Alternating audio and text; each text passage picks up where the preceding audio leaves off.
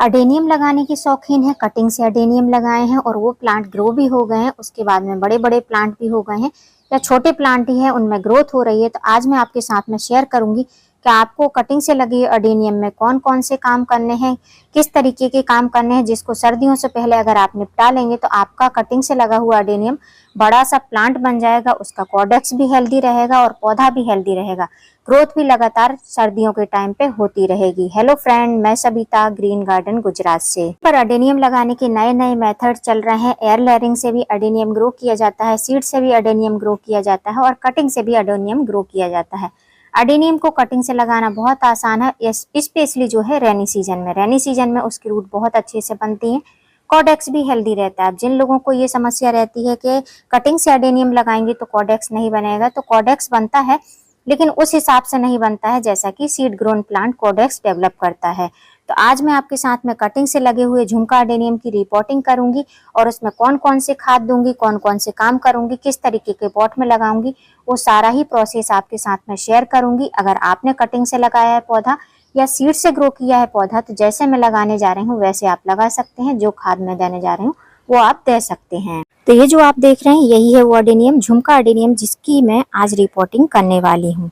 तो ये अडेनियम जब मैं लेकर आई थी 2 साल पहले, तो ये कटिंग से लगा हुआ ही मुझे नर्सरी में मिला था और नर्सरी वाले को नहीं पता था कि ये मल्टीपेटल का अडेनियम है, इसलिए उसने मुझे जो है 100 रुपये में ये गमले के साथ में दिया था। तब भी ये 7 इंच के जो मिट्टी का पॉट रहता है 6-7 इंच का, उसमें लगा हुआ था और एज इट इज ऐसे ही दे दिया था। अभी ये अच्छी ग्रोथ भी कर रहा है और इसमें कलियां भी आ रही हैं और टाइम टू टाइम मैं आपके साथ में इसके फ्लावर भी शेयर करती हूँ। इस प्लांट से मैंने बहुत सारे प्लांट भी बनाए हैं, ग्राफ्ट किए हैं प्लांट। जिस तरीके से आपको दिख रहा है कि ये जब मैं लाई थी तो इसमें 2 ब्रांच थी, अभी आप देखेंगे इसमें काफ़ी सारी ब्रांच है। तो मैंने इसके काफ़ी सारे प्लांट जो है सेल भी किए हैं और काफ़ी सारे प्लांट अभी भी मैं रेडी कर रही हूँ। तो ये बहुत ही अच्छा प्लांट है और बहुत ही यूनिक प्लांट है। झुमका अडेनियम जल्दी से देखने को नहीं मिलता है, बाकी सारे ग्राफ्टेड अडेनियम आपको बहुत ज्यादा मिल जाएंगे, लेकिन झुमका अडेनियम नर्सरी में बहुत रेयर ही देखने को मिलता है। अब जैसा कि मैंने बताया कि ये कटिंग से लगा हुआ प्लांट है और जब से मैं इसको लाई हूँ बस मैंने एक बार ही इसकी रिपोर्टिंग करी है। खाद वगैरह दे देती हूँ, रिपोर्टिंग नहीं करती हूँ। और आप देख सकते हैं इसका जो ये ट्रंक है ये काफी मोटा सा भी हो गया है और इसकी मिट्टी भी मैंने सुखा कर रखी हुई है। इसमें वाटरिंग नहीं करी है, शाम के टाइम में मैं वाटरिंग करती हूँ, लेकिन अब आपको शाम के टाइम में वाटरिंग नहीं करनी है, अब आपको सुबह के टाइम में वाटरिंग करनी है। तो अब आपको वाटरिंग करने का टाइम चेंज कर देना है। तो अब इसकी हम रिपोर्टिंग करेंगे। तो घास फूस हो तो निकाल लीजिए, मैंने तो निकाली है लेकिन ये काफ़ी सारी है जो कि इसी में बहुत ज़्यादा कंजेस्टेड है। तो जब इसकी हम रूट बॉल को डिस्टर्ब करेंगे तब वो जो है साथ में निकल जाएगी। तो जब भी अडेनियम के प्लांट को रिपोर्ट करना रहता है आपको, तो आप एक दिन पहले उसमें वाटरिंग करना बंद कर दीजिए, मिट्टी एकदम सूखी रखिए। तो इस तरीके से रूट बॉल के साथ आपको दिखाई देगा, निकलेगा बहुत आसानी से। रूट बॉल टूटेगा भी नहीं अगर आपको रिपोर्टिंग करनी है और रूट बॉल को डिस्टर्ब नहीं करना है। लेकिन मैं इसकी पूरी रूट बॉल को निकालने वाली हूँ, इस मिट्टी को हटाने वाली हूँ, उसके बाद में मैं इसकी रिपोर्टिंग करूंगी। तो इसकी पहले पूरी मिट्टी को हम निकाल लेते हैं, क्योंकि ये सूखा हुआ है तो निकालने में थोड़ा सा टाइम लगेगा। तो उसके बाद मैं आपको दिखाती हूँ तो किस तरीके से इसका आगे का प्रोसेस होगा। अब आप देख सकते हैं मिट्टी इस तरीके से कुछ निकली, इसमें इतने सारे जाले जाले की तरह थे। प्लांट अच्छी तरीके से ग्रोथ नहीं कर रहा था। फर्टिलाइजर चाहे जितना भी दे दें, लेकिन अगर प्लांट की अच्छी तरीके से मिट्टी नहीं रहेगी तो पौधा बिल्कुल भी वर्क नहीं करेगा। और जो हमारा प्लांट है वो कुछ इस तरीके से आप देख सकते हैं, कितनी अच्छी इसमें रूट बनी हुई है। तो कटिंग से लगे हुए प्लांट भी बहुत अच्छे दिखाई देते हैं। अभी जब हम इसकी रिपोर्टिंग करेंगे, इसमें फर्टिलाइजर देंगे, तो आगे आप देखिएगा कितना सुंदर ये प्लांट दिखाई देगा। अब जो इसकी हमने मिट्टी हटाई है, आप चाहें तो इस प्लांट को नॉर्मल पानी में भी 5 से 10 मिनट के लिए डालकर रख सकते हैं, या फिर उस पानी में फंजीसाइड डालकर उसमें डिप करके 5 से 10 मिनट के लिए रख सकते हैं।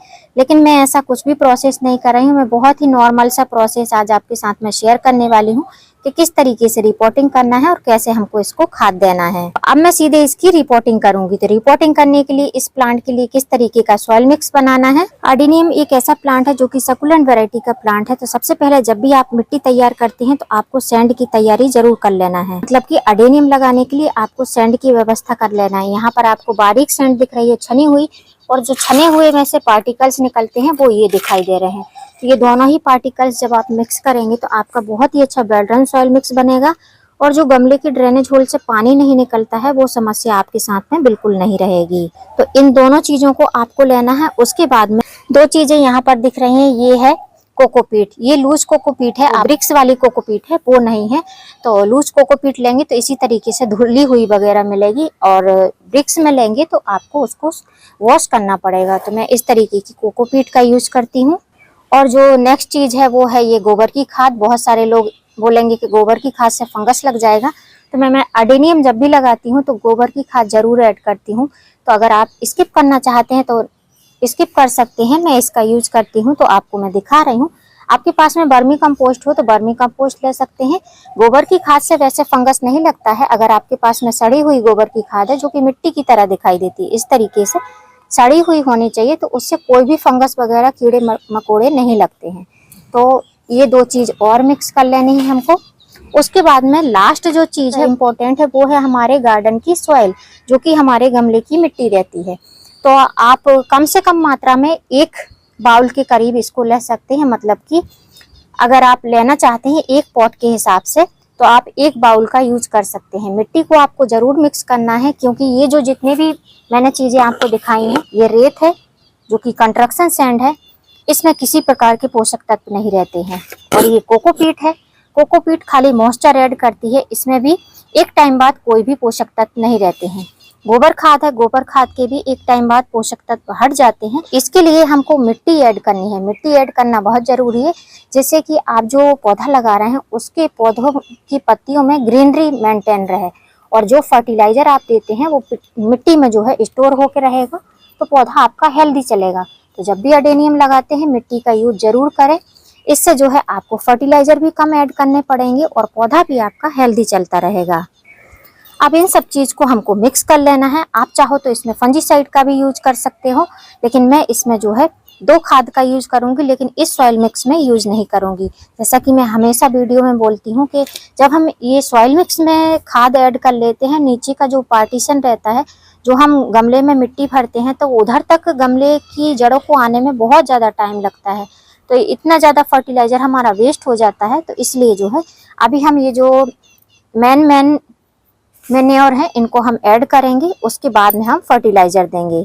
अडेनियम लगाने के लिए सॉइल मिक्स रेडी हो चुका है। अब इस अडेनियम को हमको लगाना किस गमले में है, तो पहले जो मैंने ये अडेनियम लगाया था ये 8 इंच के पॉट में लगा हुआ था, लेकिन 8 इंच के पॉट में अडेनियम को हम लगा तो देते हैं, लेकिन उतने अच्छे से इसका ये कॉडेक्स डेवलप नहीं होता है। तो अब इसको हम थोड़े से छोटे पॉट में लगाएंगे। तो अब जो मैंने पॉट का साइज रखा है वो ये साइज है, इस साइज में मैं लगाने वाली हूँ। नर्सरी का ही पॉट है जिसमें ड्रेनेज होल बहुत अच्छे से बने हुए हैं, और उस 8 इंच के पॉट से ये पॉट छोटा है, तो इसमें प्लांट मेरा बहुत अच्छे से चलेगा, 1 साल बहुत अच्छे से सरवाइव कर जाएगा, अच्छी ग्रोथ भी प्लांट करेगा। अब ड्रेनेज होल को कवर करने के लिए मैंने लिया है ये सिंथेटिक कॉटन, इसी से मैं इसको कवर करूंगी। अब आप देख सकते हैं आपके पास में सिंथेटिक कॉटन नहीं है तो आप जो है इसको ठीकरी वगैरह से दिए के या मटके के कोई भी टुकड़े वगैरह हो, पत्थर वगैरह, उनसे भी कवर कर सकते हैं। लेकिन जब भी कवर करें तो थोड़ा सा ऊंचा नीचा रखें जिससे कि पानी निकल पाए। अब जो ये सॉइल मिक्स है इसको हम लगभग हाफ पार्ट तक इस गमले में भर लेंगे।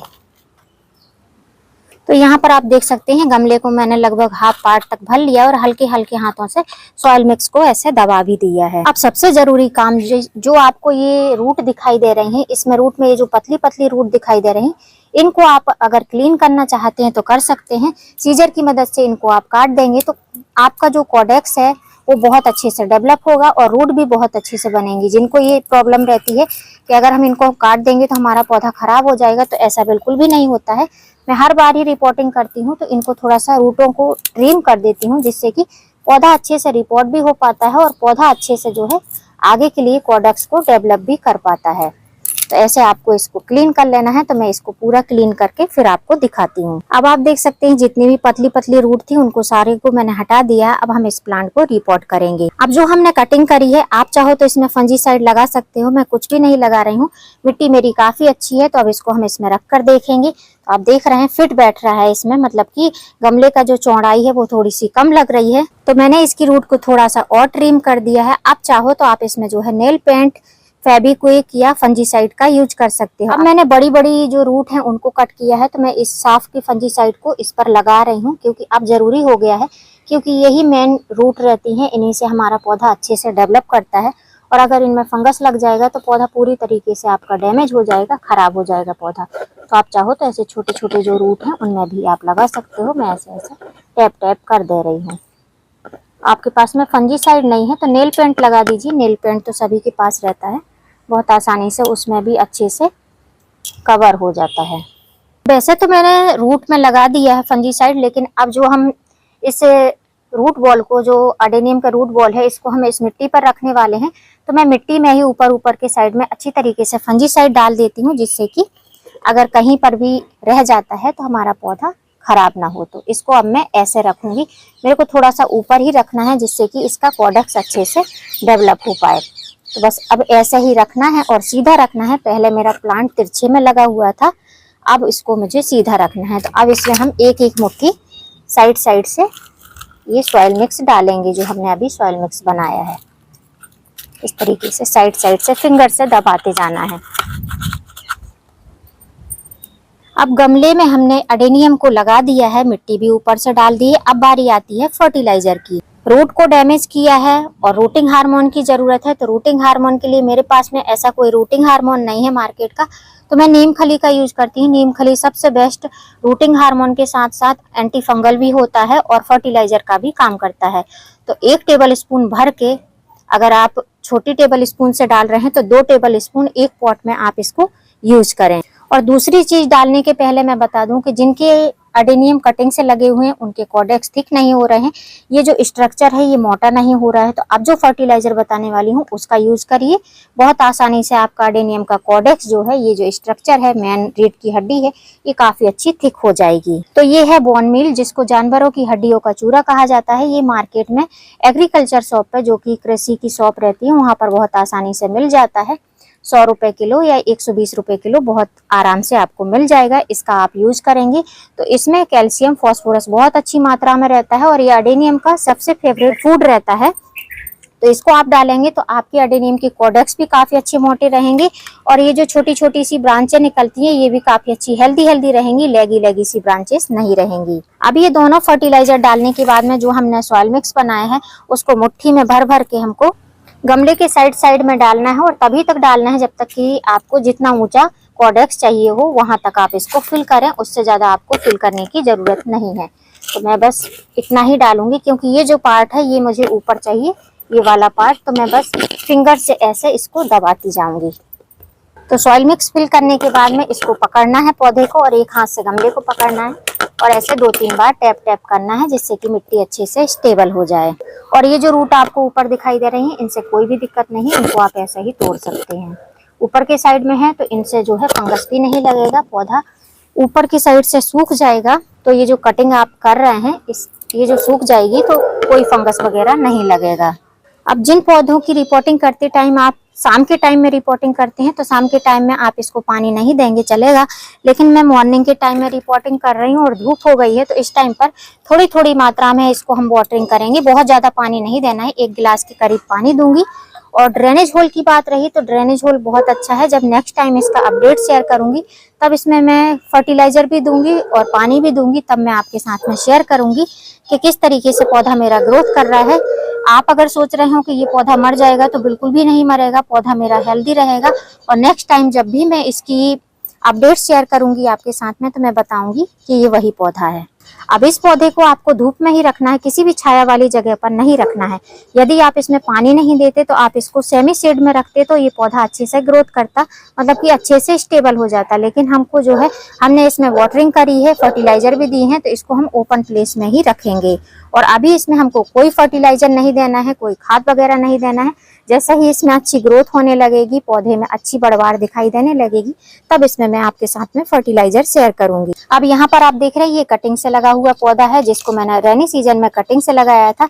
इसमें बहुत ही सुंदर से फ्लावर आते हैं मल्टीपल पेटल के, और कटिंग से लगे हुए पौधे में भी आप देख सकते हैं कलियां बनी हुई हैं। तो ये कलियां ब्लूम हो पाए इसके लिए भी इसमें हम खाद देंगे। तो खाद देने से पहले इसमें थोड़ी सी हम सॉइल मिक्स फिल करेंगे। जो हमने सॉइल बनाई थी उसको हम थोड़ी सी 1 मुट्ठी के करीब इसके ऊपर, मिट्टी के ऊपर डालेंगे जिससे कि इसमें हम फर्टिलाइजर दे पाएं। अब हाफ टी स्पून के करीब हम नीम खली लेंगे। छोटा प्लांट है तो थोड़ी सी कम मात्रा में हम खाद देंगे। जितना हमने नीम खली लिया है उतना ही हम बोन मील का भी यूज करेंगे। आप बोन मील नहीं यूज करना चाहते हैं तो आप डीएपी का यूज कर सकते हैं। मैंने दोनों ही ऑर्गेनिक फर्टिलाइजर दिए हैं और इसको देने के बाद में फिर हमको एक मुट्ठी जो है सॉइल मिक्स डाल देना है और इसको हमको ढक देना है। और जैसा कि उसमें बड़े वाले पौधे में पानी दिया था तो वैसे ही इसमें भी हमको थोड़ी थोड़ी मात्रा में पानी दे देना है। उम्मीद करती हूँ फ्रेंड वीडियो हेल्पफुल रहा होगा। वीडियो यदि अच्छा लगा हो तो वीडियो को लाइक करना, चैनल पे न्यू हो तो चैनल को सब्सक्राइब करना। और अगर अभी तक आपने अडेनियम को ग्रो नहीं किया है तो आप जो है अभी भी अडेनियम को ला सकते हैं, नर्सरी से लगा सकते हैं। सीड भी अभी ग्रो कर सकते हैं, आसानी से सीड ग्रो हो जाएंगे क्योंकि अब जो है काफी अच्छी धूप होने वाली है। जब धूप बहुत ज्यादा होती है तो ह्यूमिडिटी काफी अच्छी रहती है, उससे सीड बहुत जल्दी से ग्रो होती है। लेकिन सीड ग्रो करने के लिए एक ही पोजीशन रहती है, एक ही कंडीशन रहती है कि सीड फ्रेश होने चाहिए। तो अगर आपके पास में सीड है तो सीड से ग्रो कर सकते हैं और अगर मेरी तरह रिपोर्टिंग करना चाहते हैं तो रिपोर्टिंग भी आप कर सकते हैं।